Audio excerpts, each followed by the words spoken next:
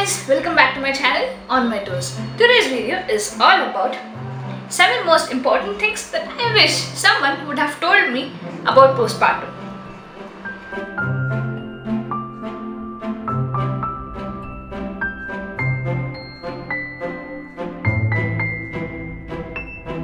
The 7 most important things that I wish someone would have told me about the postpartum is 1. The new body. 2. The loss of attention. 3. Diet and constipation. 4. Self-doubt. 5. The guilt and the free advices. 6th one, the emotional roller coaster. And last, the 7th one is the postpartum depression. So, these are the 7 most important things I, being the new mother, would want to tell to-be mothers, because I want the new mothers to be mentally prepared about it.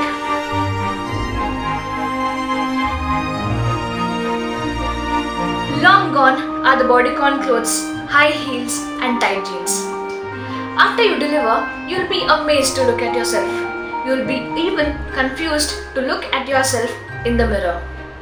You'll see that your body is still undergoing many changes, such as increase in the breast size because you'll need to feed the little one. Yes, breastfeeding is a tedious task. If you want to hang off it, you will have to feed the baby initially once in every 2 hours. So be prepared for the sleepless nights. You'll see a little pregnant belly until 6 weeks. That is, typically the uterus takes about 6 weeks to go back to its non-pregnant size. You'll still have an extra abdominal skin, fat and loosened muscles. Body changes, you'll also experience excessive sweating. You'll be wondering on yourself by the way you smell. But trust me, it's one of the way that baby gets to know that you are near the baby. The last and weird thing is there is increase in the shoe size. I don't know why that happens, but still I believe that as you have a lot of feet swelling during your pregnancy and there's a lot of water retention in your pregnancy, that's the reason probably it might change its size. Let me tell you what I did regarding my body. So just soon after I delivered, I was in fact very astonished to see my own body in the mirror, because that wasn't the body that I had earlier, and I was quite proud enough to know that I carried the little one that's meant to be a whole world for me. Then after a few days, probably I started tying a belly binder to my tummy, and that is where I started noticing little changes in reduction of tummy size. I believe that the belly binder kind of acts like a corset, thus by reducing the belly fat, and also you will see a lot of back support. So that would be great that if you tie the belly binder at least for minimum 15 days. If in case you undergo cesarean section, I request you to ask the doctor before tying the belly.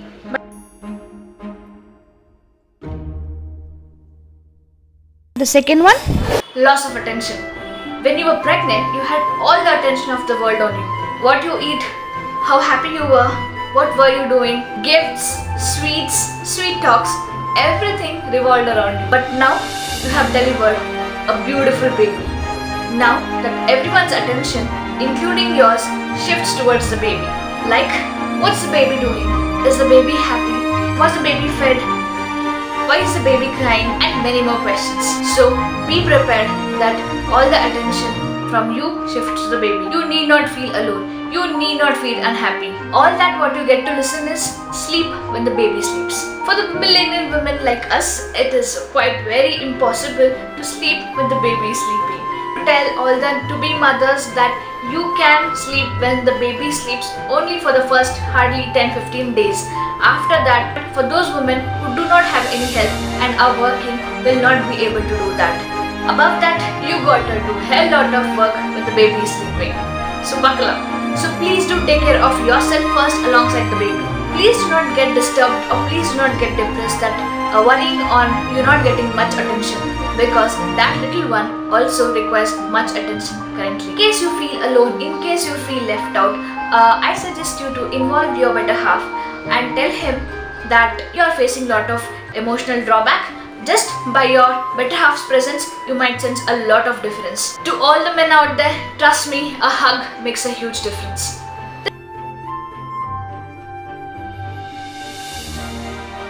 Important thing that I would tell you is the diet and constipation. In most of the Indian diet during postpartum, in my experience, is quite horrible because only carb in the diet and inclusion of heat products. I don't know what exactly the heat product is. So you'll end up constipated very badly. That happened in my case. There are several reasons why your bowel movements might not be regular currently, but don't worry. Most are temporary and very easy to resolve. So let me tell you the reasons why your bowel movements are quite irregular. First thing, your body is still healing. Just like many miracles that happens during your pregnancy inside your body, it's in the same way after you deliver also your post-baby body is still changing. As you know, things does not just bounce back because you have given birth. You're still in the recovery and healing mode from this wonderful adventure. The postpartum period is usually considered the first 42 days after the birth. Expect things to slowly get better, but do not rush yourself. The second reason why bowel movements are not regular are the change in patterns of sleep. So even the sleep changing pattern might even result in bad bowel movements because you don't get enough sleep and half of the time you're tired throughout the day. Lack of sleep, fatigue are very common problems in the new parents. It was expected, but not in this intensity. So I wanted to let you know that there is a lot of lack of sleep. So please be mentally prepared for that. The third reason why you end up constipated. It's perfectly normal to feel stress and anxiety at the same time be happy with the baby. These feelings spike up the cortisol hormones. High amount of stress hormone will cause diarrhea in some patients, and in some patients it is constipation. Either way, they messes up your digestive system. The next cause of constipation is less water intake. As you are breastfeeding, it is very important that you have to have minimum of 3 to 4 liters of water every single day. If you don't, you end up in dehydration and also you'll have constipation. So make sure you drink minimum of 3 to 4 liters of water every single day. The constipation might also occur due to lower activity because you had low activity in your pregnancy. That might also continue. That's the reason you might need rest here. So that's the reason you might end up constipated. Medications. During delivery, you might be injected some antibiotics. So those antibiotics may also cause you constipation. In this video, I'm just letting you know the things that you need to know just postpartum. I will be doing in detail video of each and every concept, remedies also included in that videos because those topics are really vast and I would like to cover all the things in detail in another video.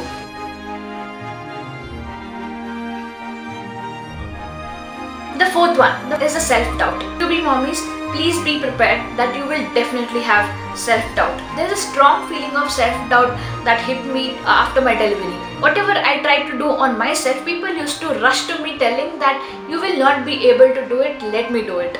So I initially had the self-doubt, but so I did not let myself down even a single day post my delivery. Maybe I was really determined to take care of my baby alone, or maybe I'm built that way. So all the new mothers, just know that you are not alone in this. There are many new moms out there who are just like you and me, and we are all learning to find our own ways. If anyone tries to tell you how perfect everything is, just realize that it is not true. In motherhood, things are just imperfect. Oddly enough, I want to let you know all the mothers, when I just go with the flow, things are a lot easier.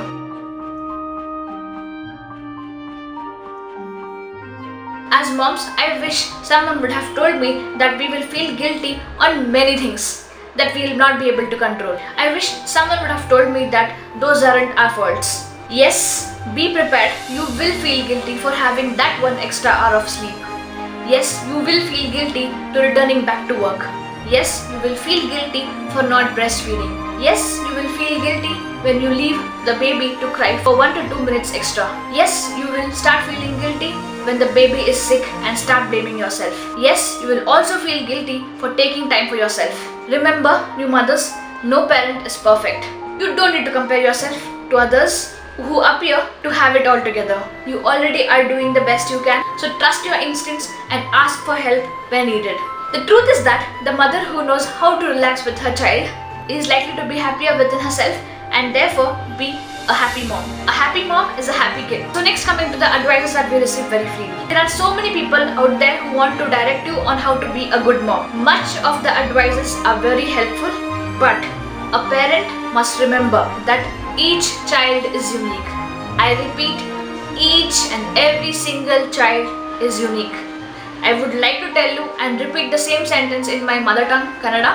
ಹೆಚ್ಚಿನ ಸಲಹೆಗಳು ಸಹಾಯಕವಾಗಿದ್ದೇ ಆದರೂ ಪ್ರತಿ ಮಗುವು ಅನನ್ಯವಾಗಿದೆ ಎಂಬುದನ್ನು ಪೋಷಕರು ನೆನಪಿನಲ್ಲಿಡಬೇಕು. So how do you tackle those barrage of baby advices in the most gracious and intelligent way? I had received couple of advices. My answers to those advices were: you should sleep when the baby sleeps.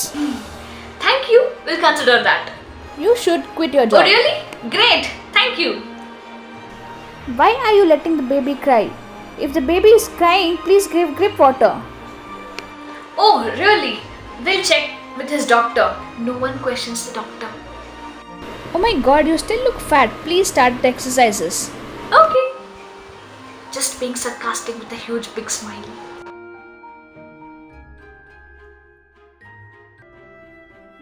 So the sixth one, emotional roller coaster. Emotional roller coaster is one important headache that I had to face. Mothers, be prepared. You will feel emotional for no reasons. You will burst into tears for no apparent reasons. You will feel extremely irritable and touchy. You will have very low mood, anxiety and restlessness will be there. All these were quite really normal for me because the lifestyle I had before delivery something else, and the lifestyle that I have currently is completely different. Before, I was completely independent. I was independent on my own. I was having a briskly active life.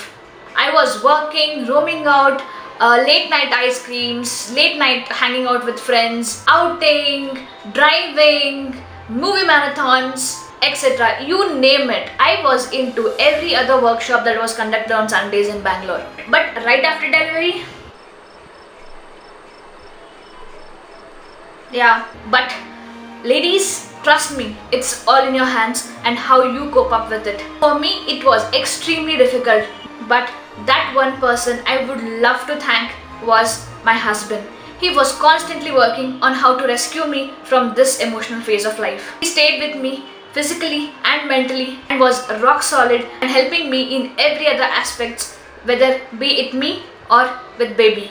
That mental support I received from my husband, and I am really grateful that he was with me all during my bad times. And he was the one who rescued me from my emotional phase just post delivery. So men who are watching this, I request you all, please help your wives, please help your better half in this phase, because this phase, this emotional roller coaster phase in postpartum is extremely difficult. Mothers, in case you overcome these first 6 points, you will never have to see a postpartum depression. I would want to name some symptoms that I was having, that I could have been called a postpartum depression patient. So those feelings were feeling of hopelessness, unable to stop crying, feeling of not being able to cope up with anything, feeling of not be able to enjoy anything, excessive anxiety about the baby, panic attacks, tiredness and self-anxiety. So these were the common symptoms that I did face, but I was one determined mother to gather all the guts together to move on, and I thank my husband and my mother for all the support they have given to me. If not, in case you have severe form of these symptoms, there is the treatment available. You are not alone in this. In the milder cases, you can undergo a counseling, or you might want to visit a specialist to have cognitive behavioral therapies. These symptoms can develop right after the childbirth or months later. So ladies, it's extremely important to talk about your feelings to someone else that you trust. Please do speak about it. Postpartum depression is experienced by 1 in 10 women. So please do talk about it. You are not alone. There are many mothers out there who are in your same situation. Do have a group.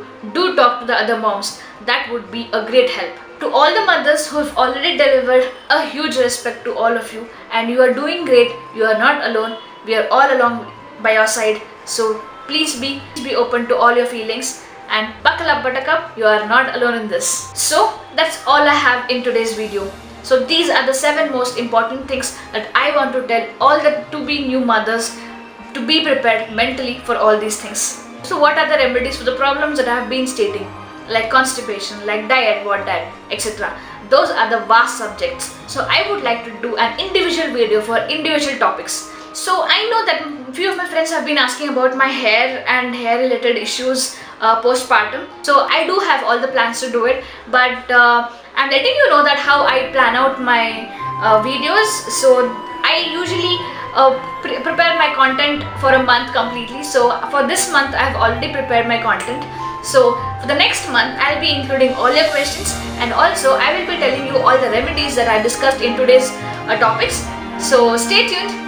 Subscribe to my channel for the further videos. So if you like my video, please do give a huge thumbs up. Please do like, share and subscribe to my channel.